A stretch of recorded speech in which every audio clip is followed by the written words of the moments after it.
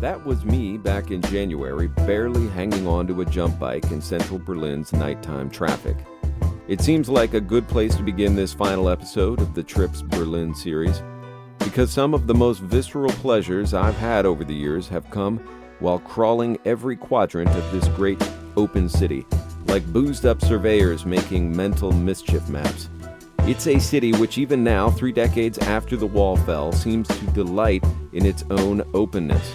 And man, have we taken advantage of that over the years. On bike, on foot, taxi, kayak in the western lakes, S-Bahn in the northern forests, U-Bahn through the dark middle. The city that used to be trussed up like a turkey is unbound and beckoning for any number of deep drinking nights. And exactly that is what it came to on my final evening in this city this visit, with this episode's guest, musician Anton Newcombe, frontman of the Brian Jonestown Massacre, now Berlin resident, living in a city that keeps perfect pace with his open, productive mind. After recording this episode, but still very early on in the pandemic, Anton actually came down with COVID-19. As he texted me yesterday, he recommends you all avoid it if you can. But since his recovery, he has been a beast in the studio, eating well and waking early and putting out prolific works in progress. You'll hear in this conversation the kind of mind that just instinctually makes buckets of lemonade in a very lemon-filled year. This is Nathan Thornburg, and from Roads and Kingdoms, you're listening to The Trip, drinking with exceptional people around the world. Well, let's start with what I brought you, because you and I had texted earlier today, and you said, well, I'll drink whatever, and I'm taking you up on that. Okay. This beer is something that's actually pretty dear to me from my past in Germany. It never ceases to just fucking astound me. It's a full half-liter barrel of a Danish beer called Faxe that's got a Viking on the front. Okay. I haven't had this in maybe 15 years, but I remember it being pretty bad, just like a real standard bad lager. Mm-hmm. But just the size of it, and the fact that it's carbonated, so it's got a presumed velocity at which you would drink it, because otherwise it's going to go flat. Okay. So it's just the fact that they sell these in German supermarkets to say, like, some of our customers will drink a half a liter of beer in 15 minutes before it goes flat. It's like a Stein. Yeah, I guess it is. But it's worse than a Stein. Anyway, this is what we got. Cheers, man. How much did they pay you to drink this shit? That's right. This episode brought to you by Faxe. It's, wow. It reminds me of American beer. Yeah. I could see you were searching for like a devastating insult and you found it. Well, not insulting, but it just reminds me of it's a malt liquor almost. Yeah. It reminds me of like Colt 45. It has the same exact taste. You ever remember in Seattle the Rainier beer? Whose tagline was "the beer from here"? Yeah. Which is like the best thing they could say about it. It's a weird thing to come to Berlin and say Germans like beer. Mm. It sounds somewhat obvious, but I'm constantly and again reminded they like it cold, they like it warm, they like it at noon, they like it at 2 a.m. It's a real passion here. I like the purity thing. The 4 ingredients law here. And but you're a Californian. Yeah, I'm not really a big beer drinker anyways. I don't drink very much, but I used to love Anchor Steam. And, when I was really active, walking up and down the hills in San Francisco, just going about your business is active, let alone working or whatever you're doing, right? But, and then you get to your house and it's like 2, 3, 4 flights up. But, I used to love that European thing of just hitting the pub for just a drink or two. Yeah. Before I went home. Yeah. And then one for sleepy. I lived in the Lower Haight, so there was Mad Dog in the Fog and Knock Knock in a couple bars, so. Yeah. All right, let's start there. California. You're not from San Francisco originally. No, I'm not. You moved up there. I'm from Newport Beach, California. Yeah. Man, you have come a long way, baby. Yeah, exactly. This little lemon fell far away from the tree. But that's okay, There's things that I miss, but they don't exist. So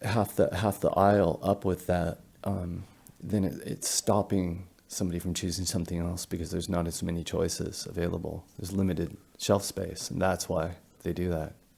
They're just, But anyway, Yeah. God bless them. God love them. They figured it out.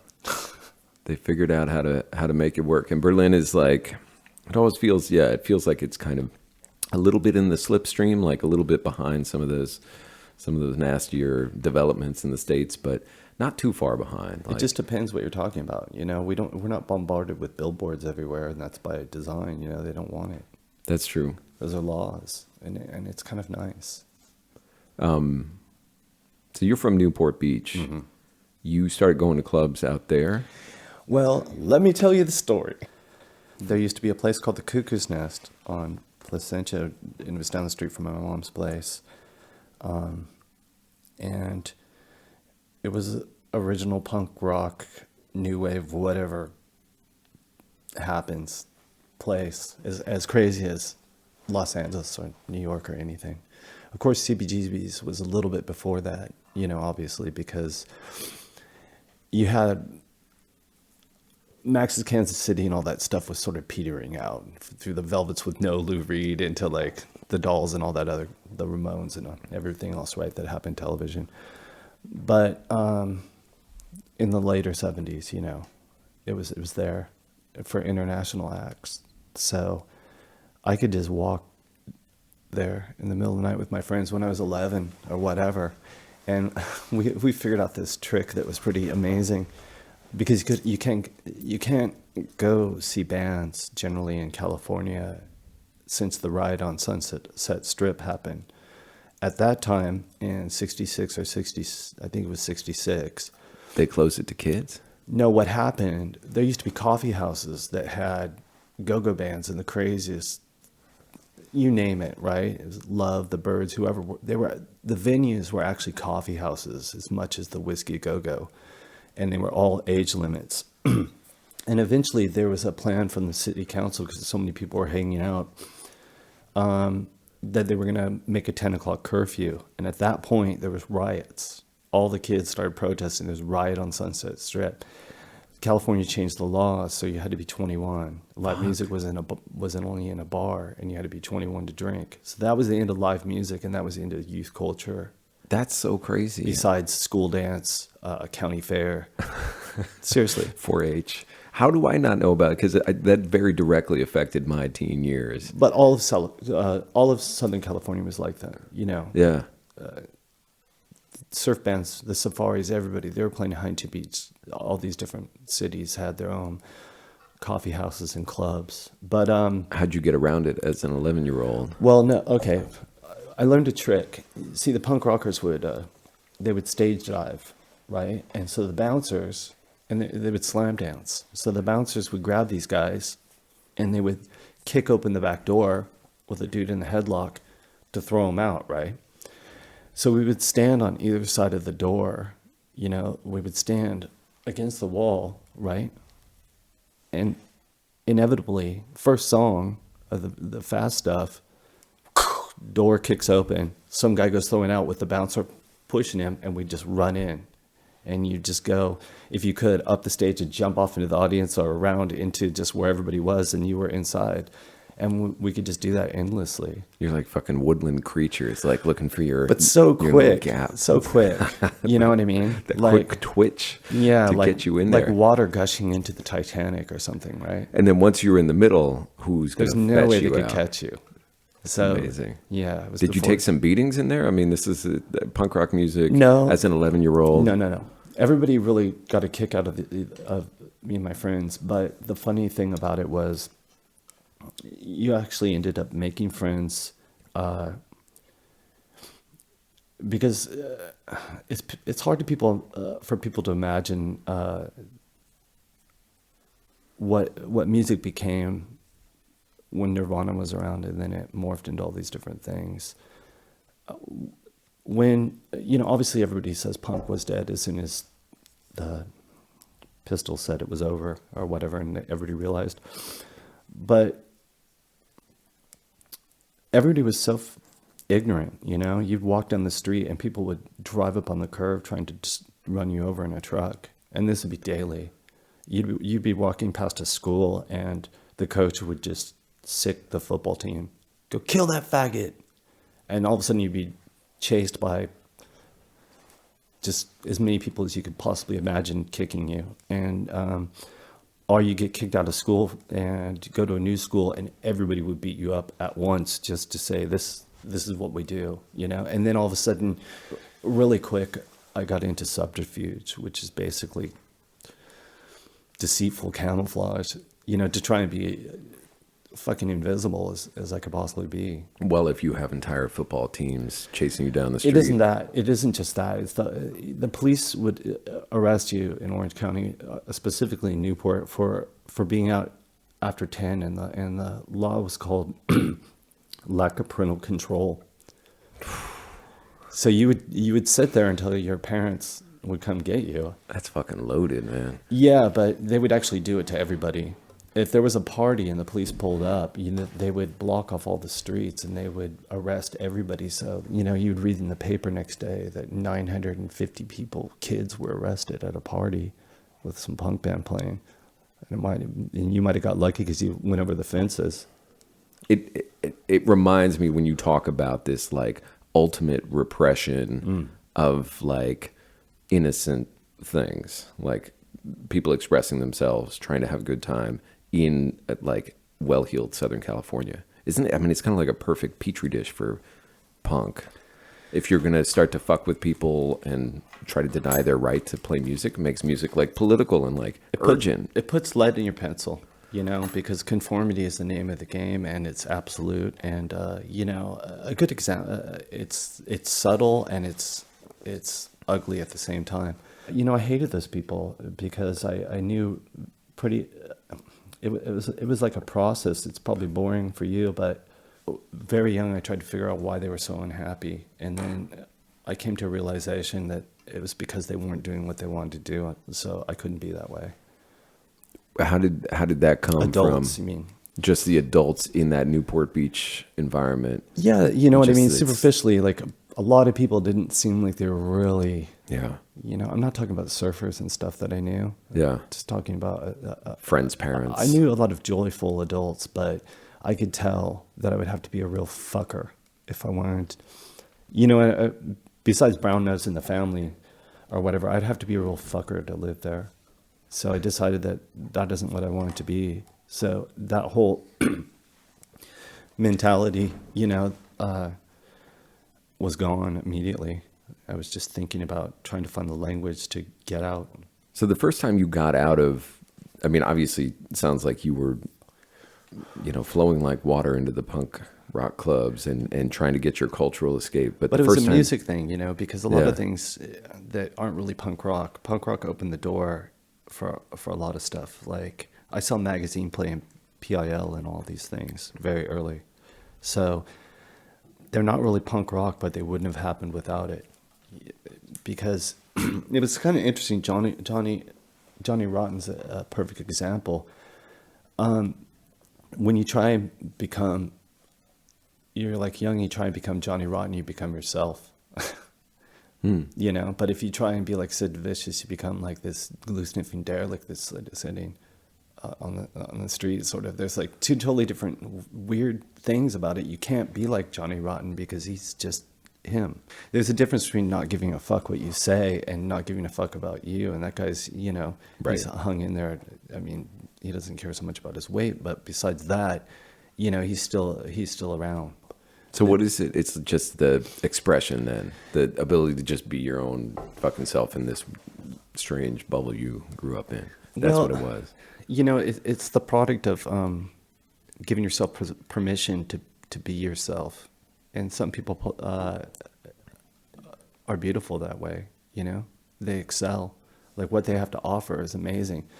Because you can kid yourself and say, I'm just being myself by pretending I'm in the Jesus and Mary chain like 30 years later or whatever, wearing black sunglasses and a leather jacket, whatever it is you're doing. But some people, a fair amount of people, you know, when they're, whatever they're doing, when they have no idea and they're trying to come up with something, the first thing they reach for isn't something else that they know. You know, they reach into the fire of the unknown. You just do things. You got to understand a big part of everything else is copying other things. Like everything, it doesn't matter what you see. You know, people are feeding off of other things. Yeah, but I mean, I think I understand what you're saying is like you are making conscious decisions to use whatever those influences are to find out who you actually are. Well, most people hang very heavily on other things, and they're good at it. You know, most of the masters are very good at synthesizing combinations of other things that are beautiful. Where do you fall on that? Are you good at it? Well, I'm interested in different things. See, like to me, I'm less interested in blues music, you know. So it doesn't pigeonhole me in psychedelic that way, because I'm not necessarily interested in blues formats. And to me, I'm just interested in it. It doesn't matter. It's like a blender of things, but it's all sort of presented in this playable way of just the same equipment that the Beach Boys were using or something in the early 60s. So it doesn't matter what I'm playing, you know, but it has nothing to do with them. It's just possibilities in the way that the Beach Boys is doing this Chuck Berry do, you know, thing, right? Yeah. All squeaky clean, right? With the Letterman or whatever, this 50s harmonies. And then all of a sudden, wow, they're pet sounds and doing this mind expanding, you know, whatever the hell it is. I'm interested in those possibilities more than just, I would love to be able to rip that off, but I can't. I don't got it in me. But you see it all the time with everything. You would see it with, you know, I have a radio program, and if I'm doing something live, I'm so natural, you know. But when I tape next door, there's no way it's ever going to be good. Do you know what I mean? Yeah. It takes me like 5 hours if I'm playing records, rather than just the 2-hour slot. Right. Without a thought, you know? Right. To just like go and blast. You know, being self-conscious about my voice. Yeah. Wow, I sound stoned or something. You're saying this stuff like you're, you know, kind of, you'd work too hard on stuff, but I feel like you were very instinctual, like very early on. Is that accurate? Like when you were young, when you started watching music, when you started playing music, you had the instinct to just go to yourself and not to others. I mean, am I getting that right? Yeah, you know, there's the weight of the whole wannabe when that's true. Like you want to be something so much. Like this is what you want to do. But my thing started out that the parents would be away. That's an excuse for a party. So you were either talking somebody into having a party and then blowing it out as crazy as it could possibly be. So we used to have this technique of that I figured out, which was you get 3 pretty girls and you sit them down on a little parking curb right next to the front of the liquor store, and you wait for the construction guy to come pull up after work, you know, to get his beer. And you say, "Excuse me, mister, I'm trying to get laid. Will you help me get some beer?" Oh man. And it really would work. Who among us could deny that young man? And it would work. It would work. I would get kegs. I would get whatever. So then the next thing would be like, "Oh, let's have a band." And it was all about making up bands, you know, and you would just do that for parties. But see, it was next to impossible to get gigs for a long time. But that's where you leave many people behind. It's just this seeing that party as a canvas, not just for getting laid, but for entertainment, for having some sound, some music, ideas popping in your head. We were totally outlaws. Like all of our friends, our friends' brothers, everybody was an outlaw. So, but that also made us the coolest people at the same time, you know? So, in the weirdest way, you know, there was a healthy subculture in Southern California. Right. You know, the bands within 15 miles of my house, there was a lot of good ones that came from there. What was the best, like, what's the band that you remember? Well, it's great watching things like, it was great watching bands like Adolescents and Social Distortion play at people's houses. You know, you're just like, fuck. You know, that band is psycho, you know? It was crazy. You would see bands and there would be a party and the band would be in the garage, and parties in the living rooms and in the backyard, community centers, and just, it was nonstop crazy. And then that stuff was inspirational because I tell people this all the time. You know, I never thought I could play music from watching a clip of the Beatles or anybody else on TV. Hee Haw with my great grandma or Lawrence Welk show. None of that shit ever showed me that I could play music or do that in the way that if you grew up like Patty Cash or somebody, or your grandma and all your cousins were playing and had a history of it. And, oh, well, I want to sing. Go ahead and sing along. You want to strum on the guitar? Please do. It's a different situation. But once you see all those idiots, you're like, I can do this. Right. And then it morphed into like, none of you fucking idiots can write music. Like, I just want to sing, and this is horrible, you know? This is a shame. Never mind about me being a bad singer. It's like, this music is horrible. Your ideas are horrible. You went to junior college in Southern California or up in OCC? OCC, okay. So it wasn't very far away, but it was already a different kind of stage of your life, a different clique anyway. Oh, I wasn't really interested in it at all. You know, it was just like something to do, to say you were doing something for a little bit. Right.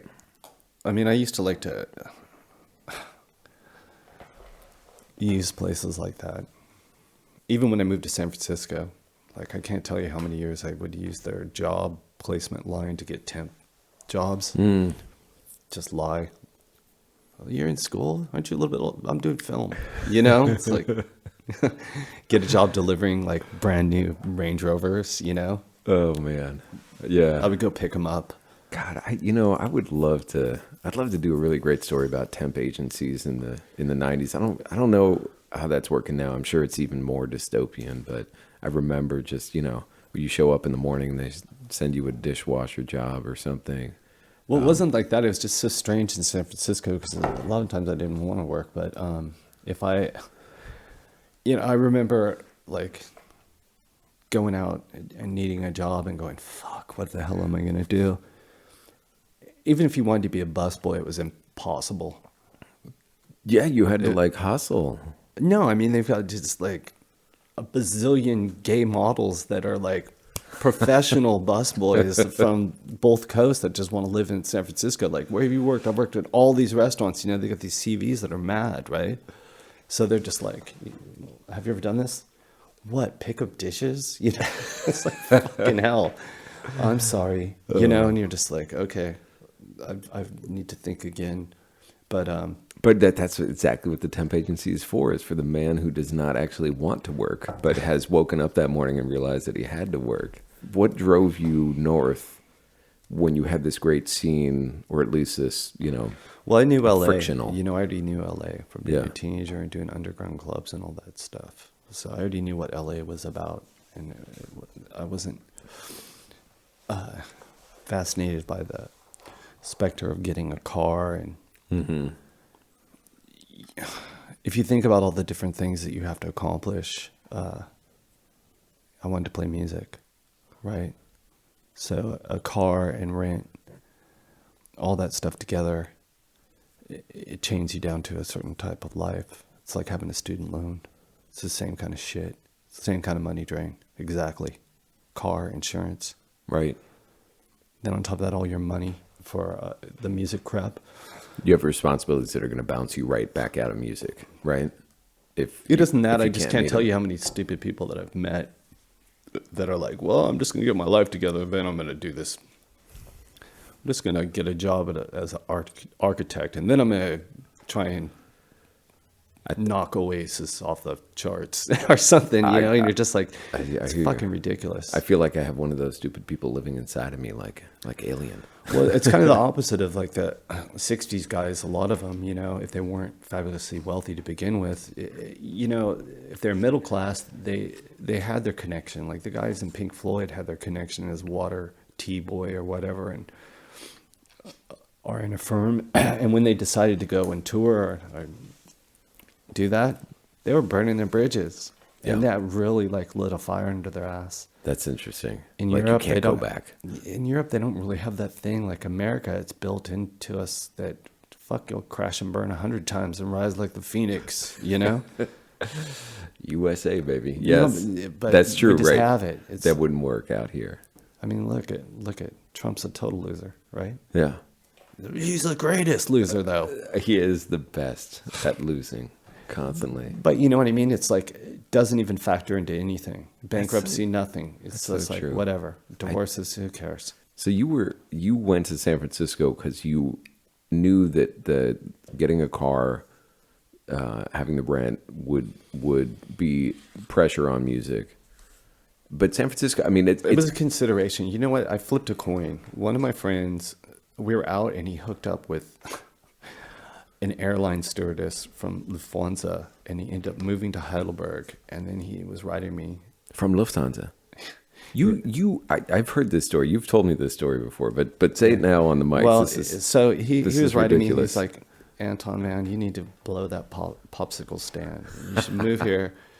You know, no problem. I'll get you a job. I got a job as a piano mover or whatever, and you could just.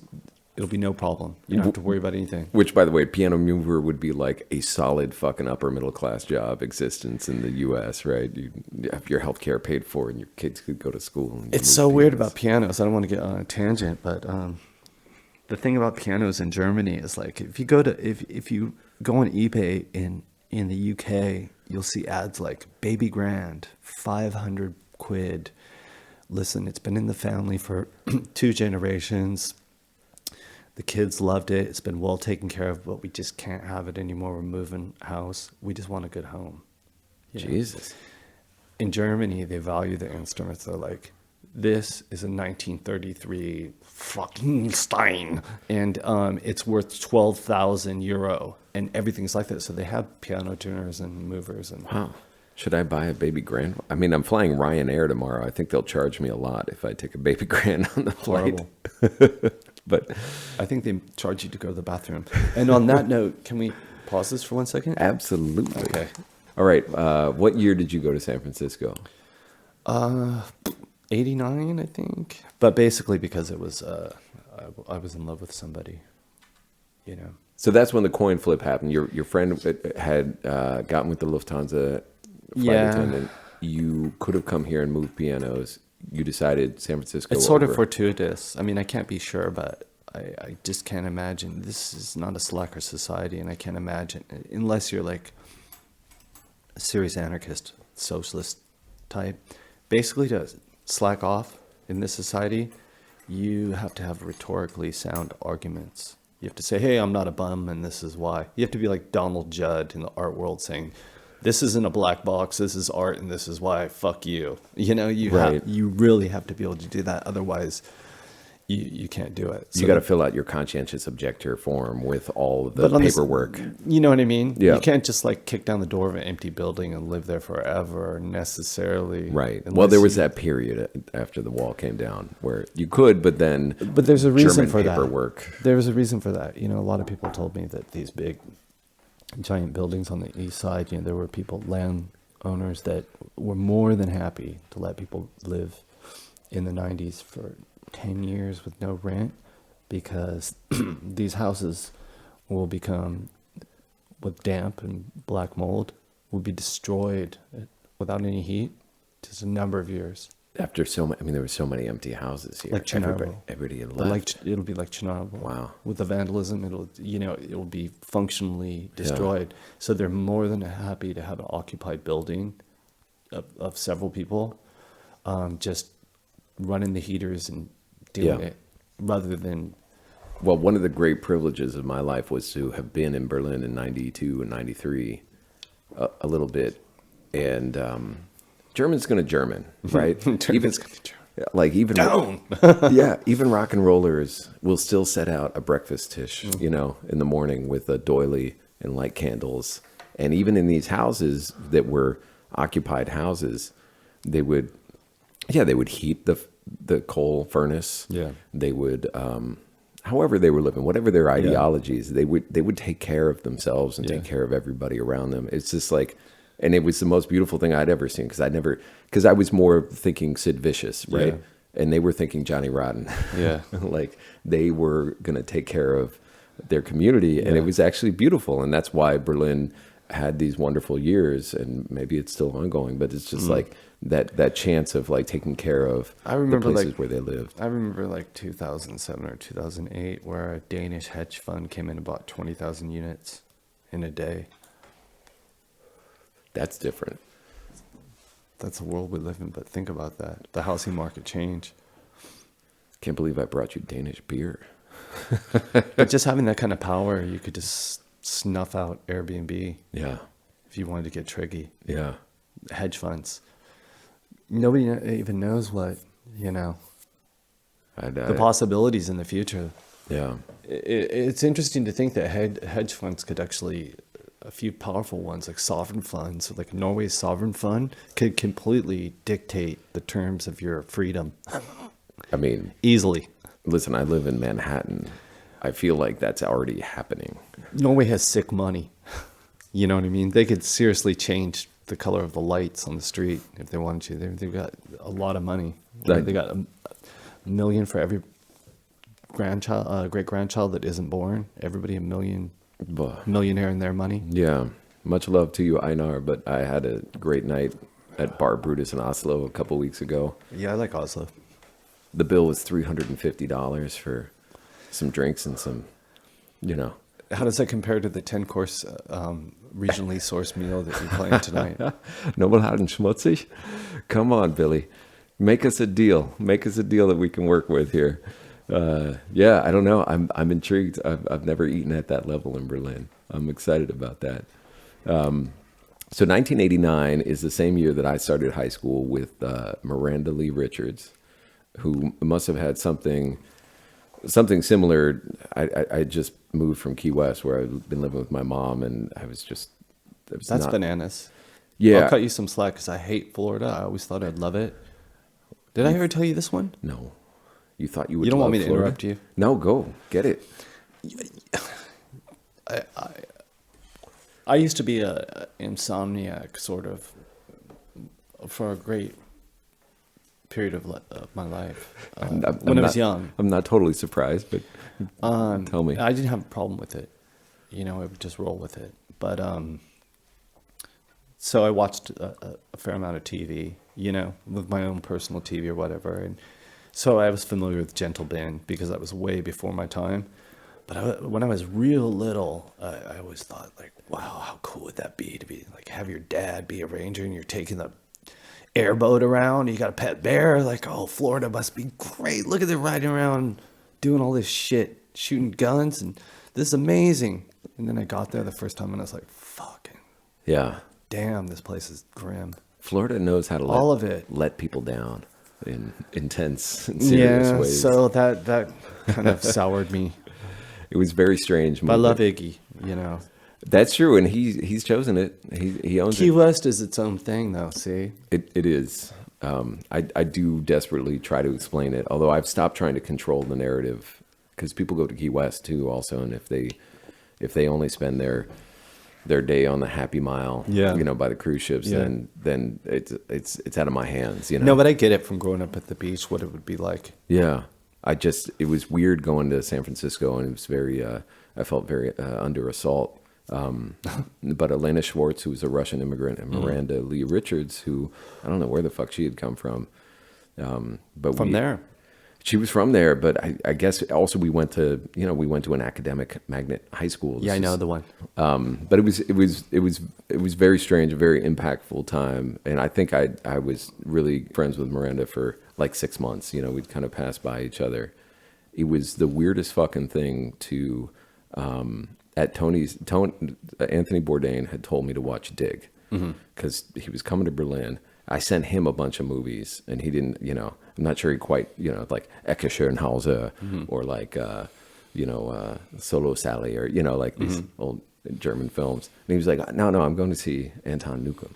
You should watch Dig and figure out what it's about." And then I see in like all of these like pivotal moments. It's like, oh fuck, it's Miranda. And Yeah, I was- we didn't accomplish anything with that movie, but anyways.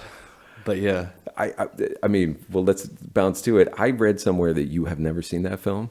Well, nobody has, really. I mean, a few people have. There was a guy... There's a director's cut. It's different than that. You know, where do you want to start? How do you not? Here's where I'll start. I don't talk about it very much, so it's really easy. But where would you like to start? How do you not see the theatrical release? Wrong answer. Where do you start? Where do you want to hear the story from?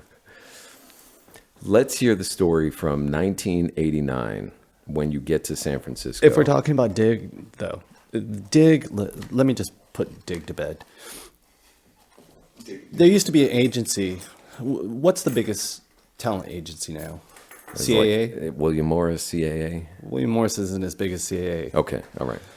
William Morris called me and said, we're doing a film on 10 bands that is about them navigating major labels, bidding wars.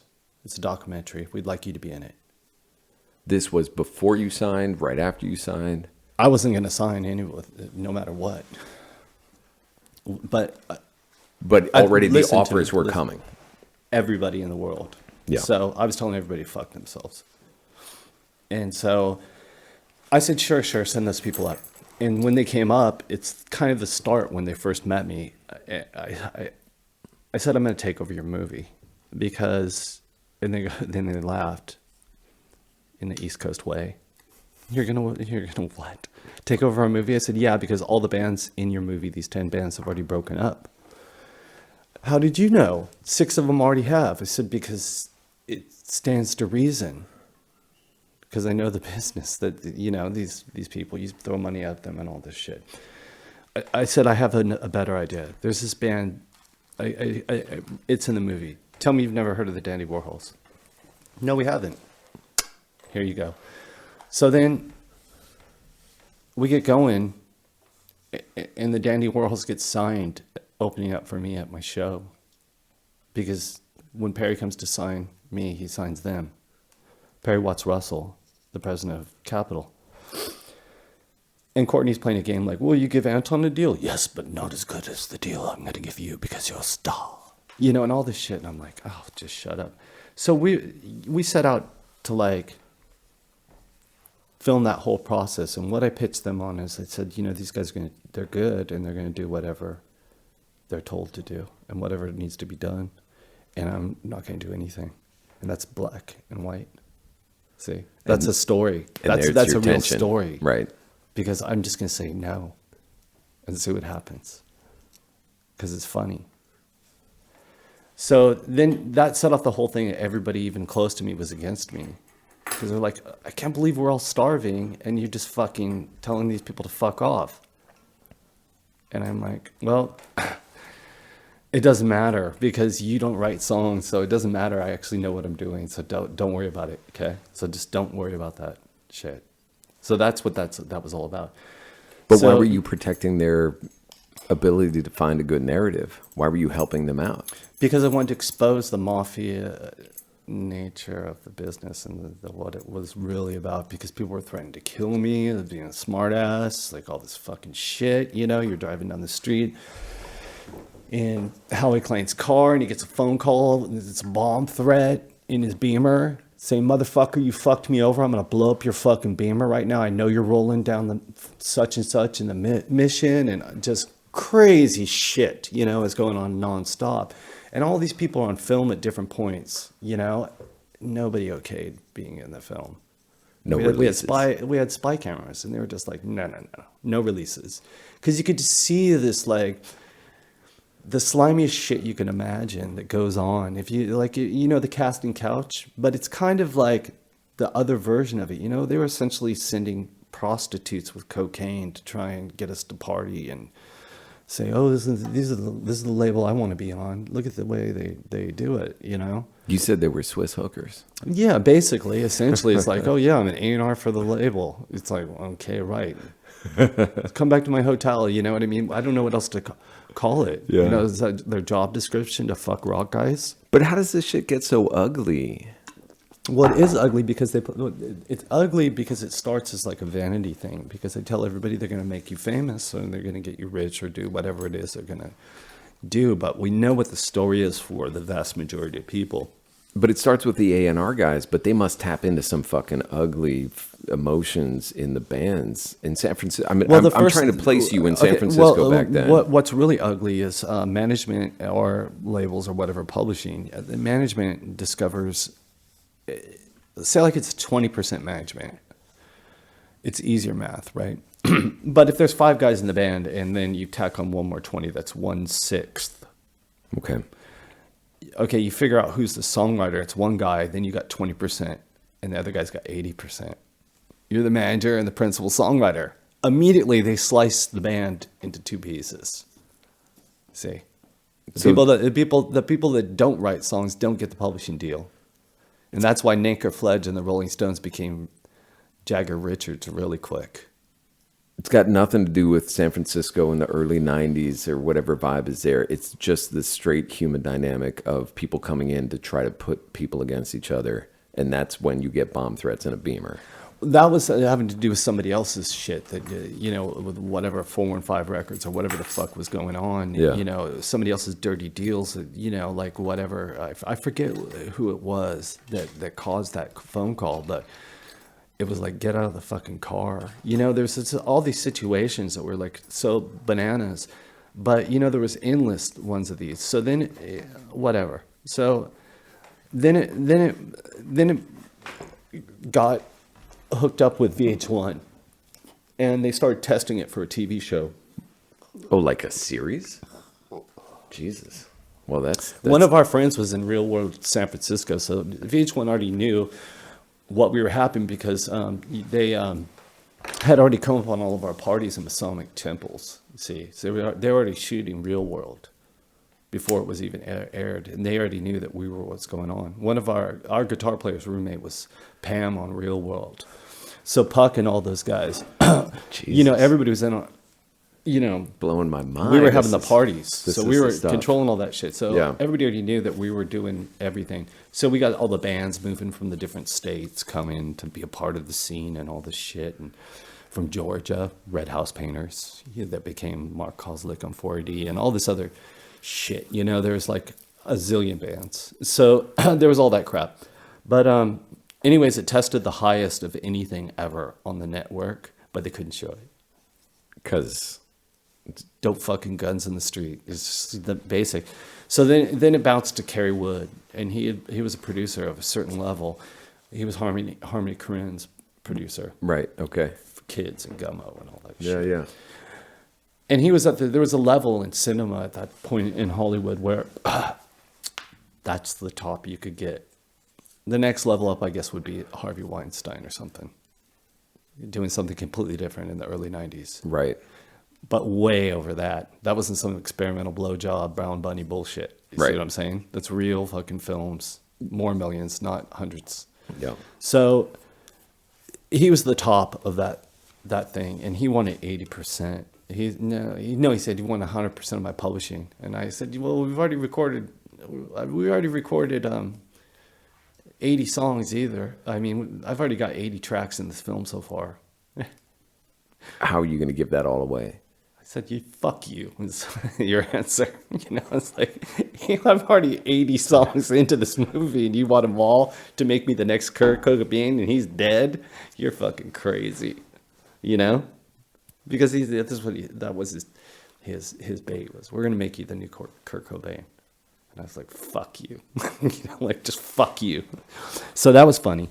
But basically, you see what I'm saying? It's like very crazy. Whatever happens, she's heavily pregnant and they get somebody to edit it and they make it like a story. It makes sense. And they think that it's kind of cool. And I think they decide that there's this dynamic like, oh, okay, well, he's an asshole, but he's got the goods. And Courtney's an asshole, but it's this juxtaposition. Yeah. You know what I mean? Yeah. So they're thinking like, this says it all. Like, you end up hating the lovable guy and you love that guy that you hate. So they thought that was clever more than what I originally envisioned, which was like, we'll just show what it is because it's the weirdest damn thing. This is reality. This is like, you could just see, you know, But from what you just told me, it went according to your script.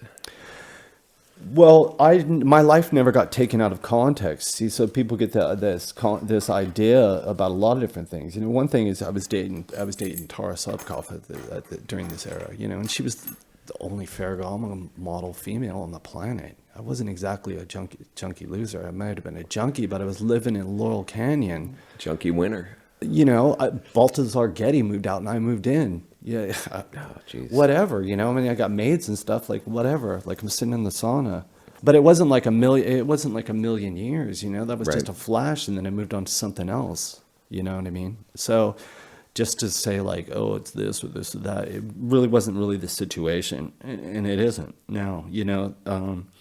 But you felt like it was fucked up from the beginning. Well, it was insulting because there was a lot of stuff, like a lot of edits and just different things. See, I watched a movie in Lawyers because I tricked him. I didn't sign anything. See, so they had this whole movie down to the end, and they didn't have my signature of permission release.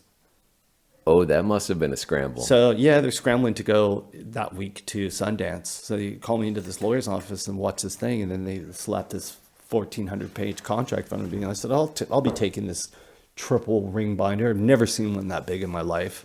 Only oil companies have that kind of shit, and lawyers, I guess. And you haven't seen my release for this. I picked it up to podcast. walk. I picked up to walk out, and they're like, no, you can't take that. I said, what do you mean I can't take this to my lawyer? And they're like, no, you got to sign it right here. I was like, fuck off, man. I go, I'll tell you what. I'll give you permission to show it at your fucking festival, but that's all that means right now. This, in good faith that this will be resolved. I go type that up, and then I walked out, and that's when I nailed them. And they made a really big shitty mistake. Is they tried to hardball me, you know, like with legal threats and stuff. And I've got a great manager. Oh, I got him just for this situation.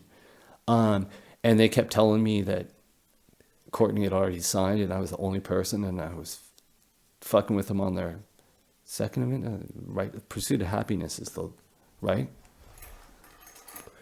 Do you know? They broke the Constitution out on you. If you stop a filmmaker over some stupid thing, their job, they're making a movie, and you pull some stunt, you are stopping somebody from their pursuit of they're doing their thing. If you're being unreasonable, I did not realize that's baked they in could our go all the Constitution. way. Yeah, they can take it all the way. If you just say, I'm going to be a prick, you know what I mean? Like, okay, you're filming this whole thing, and then you just go, do you know what I mean? Yeah. Like Star Wars. They film all of Star Wars, and you're like, fuck off, you know? Right. They're like, no. They can get you all the way to the top. But so they believe their own bullshit because I was talking to Courtney the whole time, and I knew that he hadn't signed either. Oh shit. So I played this like most favored nations clause. You guys were like two perps in the Not really. It was conversation. me. It was me doing the thing. But I just said basically to him, I said, I'm going to pull this thing with him called most favored nations clause. And what it means, Courtney, he's like, I don't care what you do. I said, no, listen to me. It means that you get whatever I get and I get whatever you get. And I'm going to put the clause in the contract. So you don't have to know what I'm doing, right? Because if you and your great lawyers get a better deal than me, then good on you. It doesn't affect, Right. right? You'll be matched. But watch, just stay out of my way. And I just slammed him. See? I just completely pummeled him. I didn't tell him that I was talking. I just completely pummeled him. But that's such a trip because that's like the business side version of what you saw happening on the creative AR side. Well, I knew all this stuff anyways because I studied rock and roll. You know, it's one on the one hand, it's fascinating. Like, right, you know, Chuck Berry is fascinated with these people are fascinated with Elvis shaking his hips or something. I think that's fascinating, right? For me, I think it's fascinating that Creedence Clearwater Revival could write so many #1 hits and be sued for using their own voice because they sound too much like John Fogerty. I mean, that's how bad contracts are. Jesus. See, I knew that early. Those guys got screwed out of everything. That's just business. That's why they made the English fantasy films, the English Patient. All those films was just CCR money. Wow. If it wasn't like multiplied by cocaine or something, which probably was, you know, it was like all their money made all those movies. But you had that sense from the very beginning. Once everybody started swarming, you were like, okay, I see what's happening on the back end here. Well, I just thought it was funny because I figured that yeah, all I wanted was just to be able to go some places and know that people would know to come to see me play. I still don't care about anything else. But you know that's what Dig did for you, didn't it? I was already doing that, so it just, everything works sort of in unison together, I think. Work is play. That is the best way to go. So, I knew that if you got to be corralled, then you better make a really big corral, and you need to think about those things.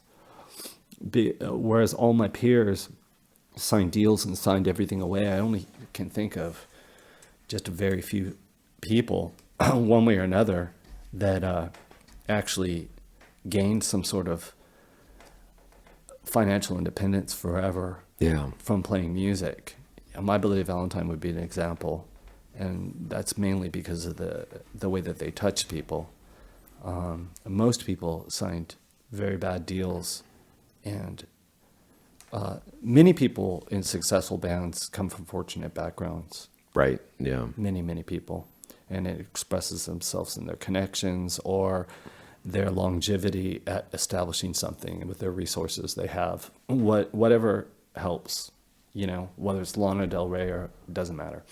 Well, it's funny because Lenny Kravitz or whoever, right? Not to date this conversation we're having, but I think it was like 2 days ago, I think Marshawn Lynch, the Oakland-born running back for the Seattle Seahawks, gave one of the great speeches, 90-second long, in all of sports history, where he just got up on the podium. He wasn't even answering questions people were asking him. He just spoke directly to NFL players, and he was like, mind your chicken, mind your money, mind your mentals. Make sure that you're good for yourself and you can graduate from this league and have a good and happy life after that. It was this amazing, really amazing speech from a guy who never talks publicly. But it was that thing. He was just saying, you have to look after the whole arc of things. Make sure you have enough money for yourself and your body is right and your money is right. Some people get it, Like the Carpenters were a phenomenally successful group. You can't even imagine how successful they were, right? The Carpenters, right? On the front end or the back end? They were phenomenally successful. They're an iconic 70s band. They were massive, light, fluff music, right? But, they were buying apartment buildings the whole time in the valley, That's, They weren't even thinking about the other stuff, right?